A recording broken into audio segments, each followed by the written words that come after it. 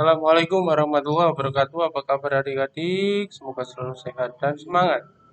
Hari ini kita belajar tema 4, subtema 3 pada pembelajaran yang pertama.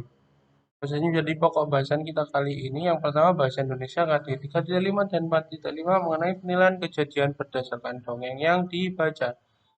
Yang kedua IPS KD 3.3 dan 4.3 mengenai pekerjaan orang tua. Yang keempat KD 3.8 dan 4.8 pelajaran IPA ya mengenai dampak pemanfaatan sumber daya alam yang tidak terkontrol. Langsung saja mari kita mulai. Yang pertama, penilaian kejadian berdasarkan dongeng yang dibaca. Berpendapat pada kejadian dongeng. Sebelumnya, kita perlu membaca dongeng itu dengan cermat. Harus mengerti mulai dari awal sampai akhir, meliputi bagian-bagian dari unsur intrinsik itu ya. Semuanya kalian pahami, kalian mengerti, hingga akhirnya bisa menyimpulkan dan akhirnya bisa berpendapat. Seperti itu ya.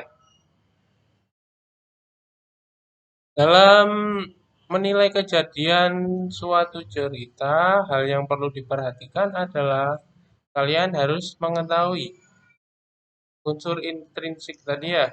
Ada tema, amanat, alur, penokohan, latar, gaya bahasa, sudut pandang, dan konflik.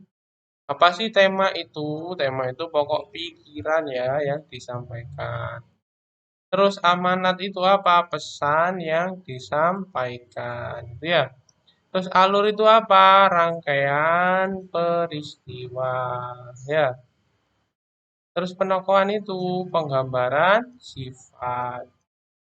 Terus latar itu apa? Keterangan, tempat, waktu, dan suasana. Terus gaya bahasa itu apa? Corak pemakaian bahasa ya. Terus kalau sudut pandang, cara pandang atau penempatan posisi si pengarang. Ya. Kalau konflik, ketegangan atau pertentangan dalam cerita seperti itu ya. Nanti dicari ini 8 unsur intrinsik ini kalian cari untuk dapat mengerti apa yang ada dalam cerita itu dan akhirnya bisa menilai kejadiannya seperti itu ya. Terus jenis-jenis konflik. Ada konflik pribadi, rasial, agama, dan konflik sosial. Ya, yang pertama konflik pribadi ya yang terjadi antara individu dengan individu atau dengan kelompok. Ya, namanya konflik pribadi. Kalau konflik rasial, konflik yang terjadi antar ras atau suku yang berbeda seperti itu ya. Terus kalau konflik agama, jadi kalau apa perbedaan agama dan keyakinan berbeda ya itu saling eh, berseberangan ya. Jadi akhirnya menjadi konflik. Terus kalau konflik sosial terjadi di kehidupan masyarakat. Di apa pergaulan, masalah ekonomi, masalah komunikasi, dan lain sebagainya. Itu jenis-jenis konflik. Coba ya kalian baca di buku LKS kalian ada cerita yang berjudul Kisah Tulud dan Tulio ya. Itu kalian baca terus identifikasi unsur-unsur pembangun ya, khususnya unsur intrinsik. Nanti kalian kasih pendapat bagaimana sih kejadian-kejadian yang ada itu. Kalian jawab ya soal-soal yang ada di bawahnya. Seperti itu ya. Kita lanjut pekerjaan orang tua. Yes. Orang tua kita itu kan tiap hari bekerja ya. Apa sih tujuan bekerja itu? Ini loh ya. Manusia melakukan pekerjaan sehari-hari dengan tujuan dapat memenuhi ya, bukan ini kurang memenuhi kebutuhan sehari. Jadi bekerja dapat upah, dapat gaji, ya, dapat honor itu buat membeli makanan, buat membeli pakaian, buat membangun rumah, seperti itu ya. Itu namanya pemenuhan kebutuhan sehari-hari. Termasuk buat jajan kalian ya anak-anaknya. Itu ya. Terus pekerjaan dan sumber daya alam yang dimanfaatkan dalam pekerjaan tersebut. Seperti ini ya, guru. Guru itu melayani jasa pendidikan. SDA yang dimanfaatkan atau sumber daya yang dimanfaatkan adalah kayu. Untuk apa? Untuk pensil, untuk penggaris besar itu ya. Terus untuk papan tulis, untuk meja dan kursi guru seperti itu ya. Terus yang kedua adalah peternak ya, menghasilkan perdagangan komoditas perdagangan dari hewan. Sumber daya alam yang dimanfaatkan adalah rumput dan pakan ternak. Ya. Terus yang ketiga adalah petani bahan pangan. Yang dihasilkan adalah bahan-bahan yang kita makan itu ya. Dilakukan di persawahan di daerah desa. Terus masinis, yakni penyedia jasa layanan transportasi. Sumber daya yang dimanfaatkan adalah aluminium, baja, dan BBM, yakni pada kereta api. Ya. Terus yang kelima adalah nelayan. Nelayan itu memanfaatkan sumber daya alam laut dan juga kayu ya sebagai perahu. Untuk menghasilkan apa? Kalau nelayan ya bahan-bahan pangan dari laut. Ya.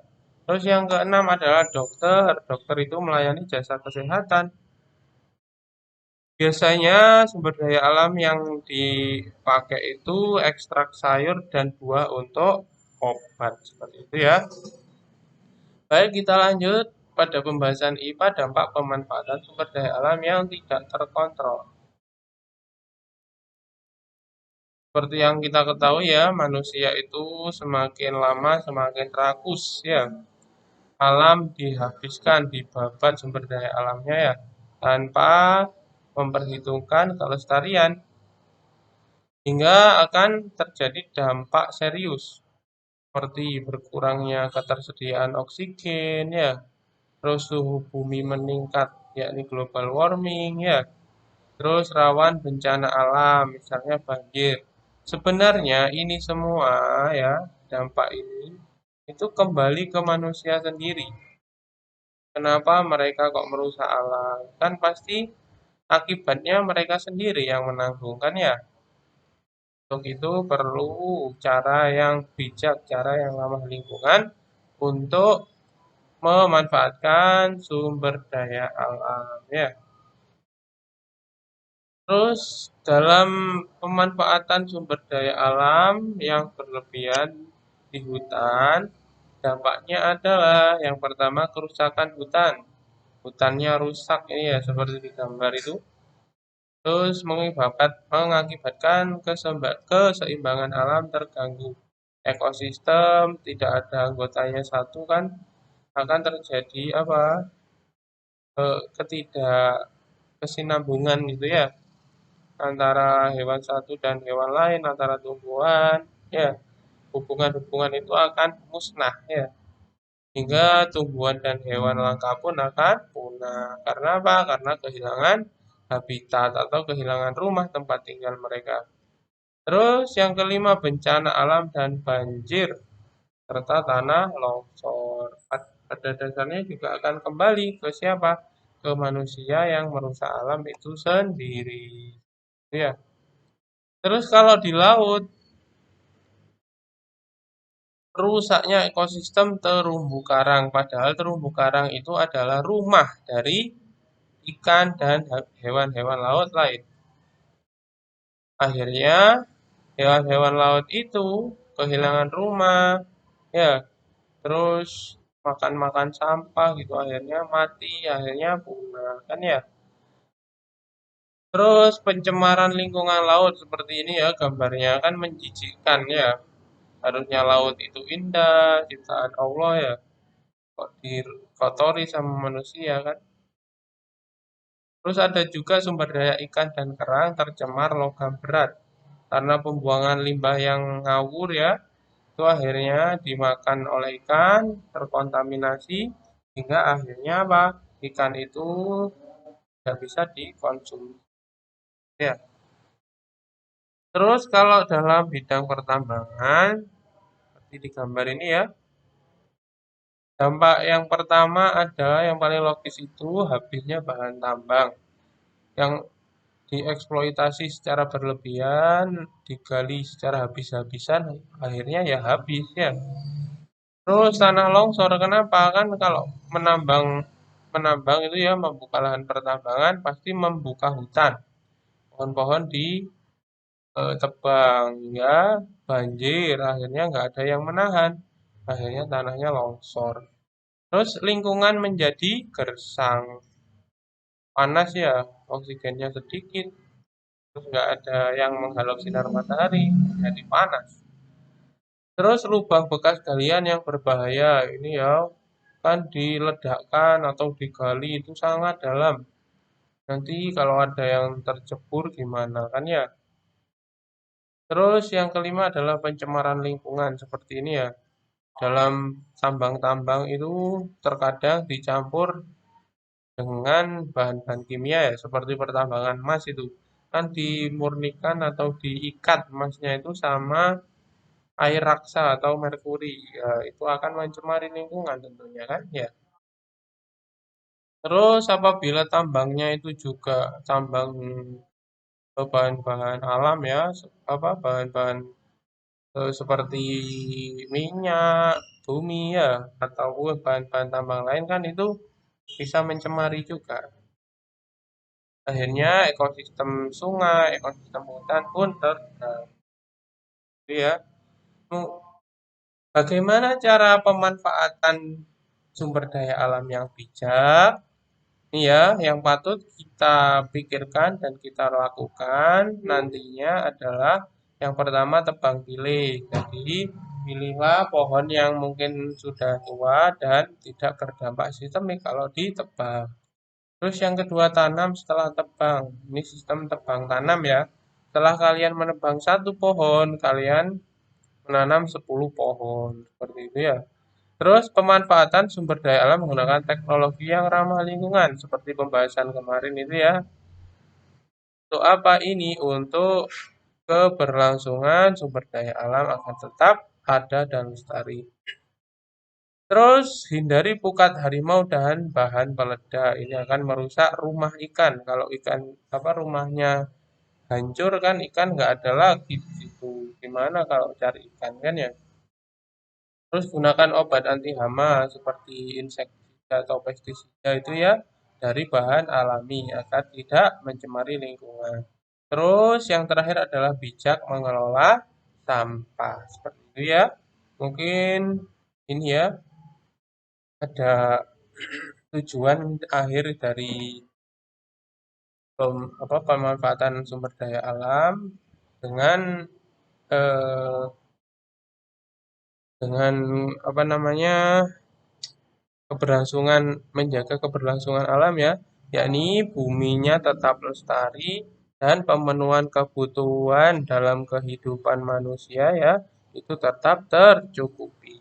Jadi harus tetap seimbang seperti itu ya.